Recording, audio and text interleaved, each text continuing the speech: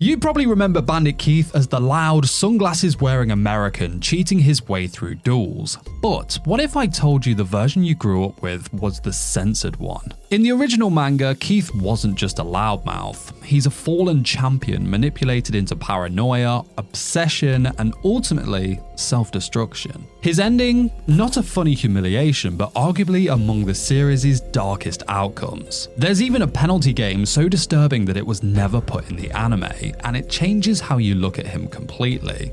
Let's go! Come on! Stay to the end to see the scene that proves it. So if Keith wasn't just comic relief, then who was he really before Duelist Kingdom even began? Before Keith ever showed up at Duelist Kingdom, he had already lived through the rise and fall of a career.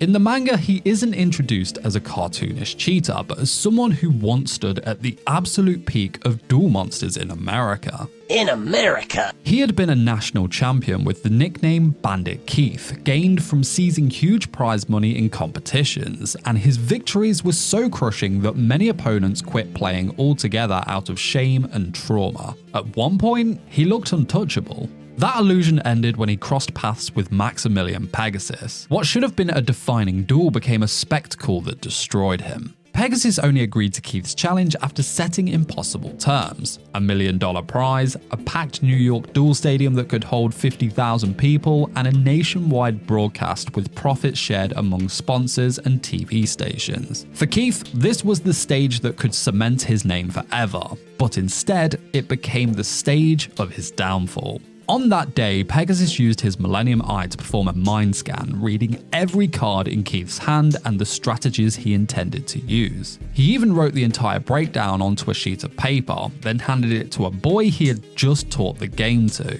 That boy, Tom, defeated Keith in front of a massive crowd without Pegasus ever touching his own deck. Keith seized the paper in disbelief, realizing it had accurately predicted his every move. The humiliation stripped him bare. He wasn't just beaten, he was mocked, and on a national stage. From there, his life unraveled. Instead of moving forward to the next competition, Keith sank into obsession. He convinced himself that the duel had been a robbery, that Pegasus had cheated him, and that the whole system was fixed. In the manga, that paranoia takes on a very real and destructive form. Keith turns to alcohol, drugs, underground gambling, and even games of Russian roulette. His identity as a champion is gone, replaced by a man chasing numbers and clinging to scrapes of dignity. That collapse also shows up in how he looks and acts. The anime version makes Keith appear loud and confident, almost theatrical. The manga version strips that veneer away. He is drawn gaunt and strung out, his eyes filled with desperation instead of bravado.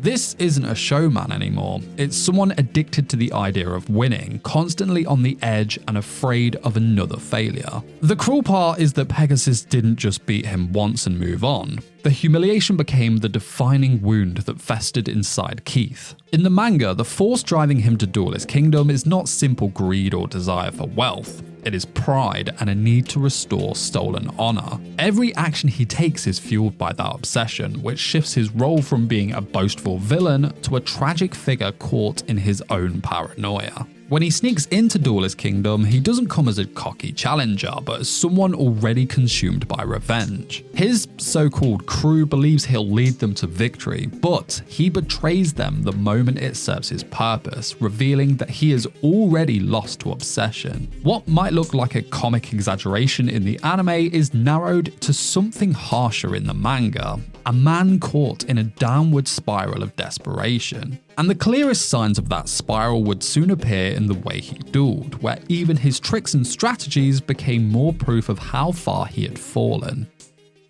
Cheating was the core of Keith's downfall, and nowhere is that clearer than in how he fought his way through Duelist Kingdom. What looked like swagger in the anime reads more like desperation in the manga. His most infamous trick using his wristband wasn't clever showmanship. The manga makes it plain. Keith concealed copies of his 7 completed card inside the band, pulling them out mid-duel and playing them as though he'd actually drawn them. It isn't the image of a master strategist, it's the image of someone too insecure to trust his own deck. The cheating didn't stop there. Keith relied on people around him only to discard them when they no longer had value. His gang was supposed to be his support system, but to him they were nothing more than extra lives to burn. When Bones lost to Joey, Keith lashed out and beat him. Bones pleaded that he had only played the cards Keith told him to, but Keith insisted that he should have won in that case. He spat on Bones and called him useless without his star chips. He then turned to the others, to Kaido and Satake, and demanded that they give him each of their 5 star chips along with one of their duel gloves. After taking them, he beat up the two and made his way to the castle. The betrayal wasn't subtle. He humiliated them, took everything useful and left them behind. In the manga, that moment makes it clear.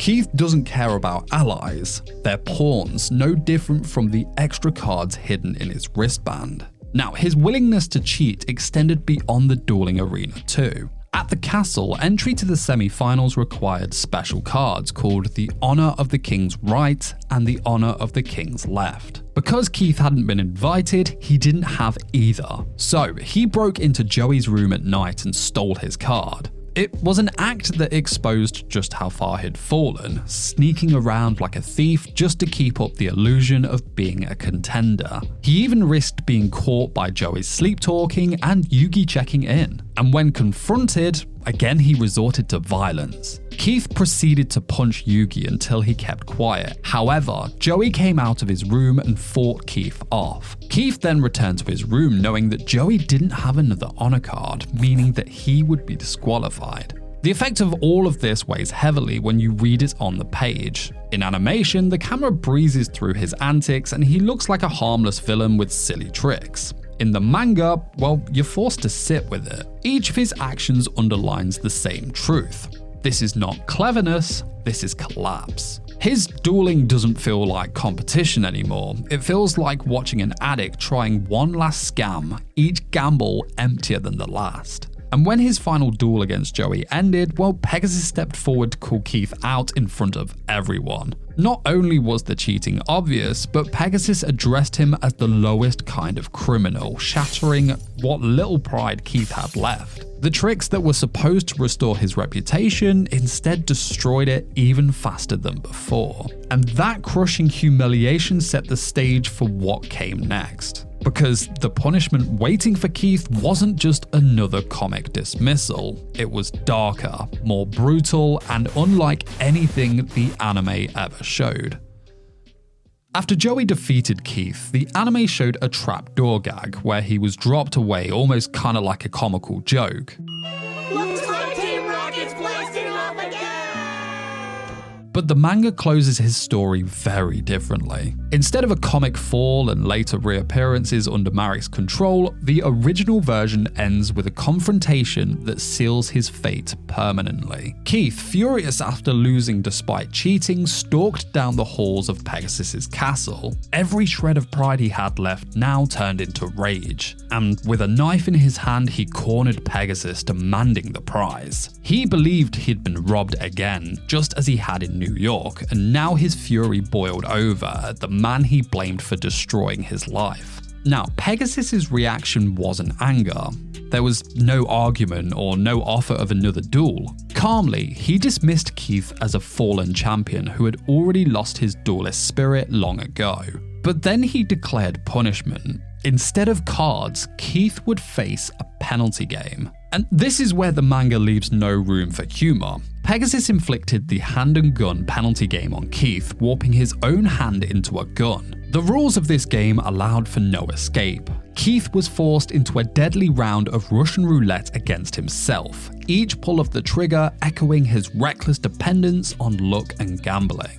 Watching this scene unfold, Keith doesn't look like the brash villain we remember from the anime. The panels focus on his fear. Sweat rolls down his face, his eyes lock wide, his teeth grit as the reality sets in. Every second drags out his terror, the once cocky champion reduced to panic by the very gamble he can't escape. There is no chance to bargain, no chance to rebound. The penalty game itself forces his hand, and ultimately, it takes his life. It's a grim resolution that reflects the darker vision of the manga. Where the anime brushed him off with humiliation and later recycled him for more appearances, the manga chose finality. Bandit Keith did not return. His obsession, his addiction to gambling and cheating, and his broken pride all ended in one last forced gamble that killed him. The hand and gun scenario works as the cruel conclusion to his arc. A career built on risk and shortcuts collapses into the ultimate punishment, having to wager his life on chance until nothing is left. His story becomes less about a villain getting what he deserves and more about a tragic warning of what obsession and paranoia can destroy. Bandit Keith's story is just one example of how the original Yu-Gi-Oh! Manga was far darker than most people remember. But what if I told you the entire Duelist Kingdom arc wasn't just a tournament? It was written like a psychological thriller. Now, if you want to see just how twisted that first arc really was, well, click here to watch my dive on Duelist Kingdom. Trust me, you'll never look at Yu-Gi-Oh! The same way again. I'll see you over there. Till then, take care. Peace, peace!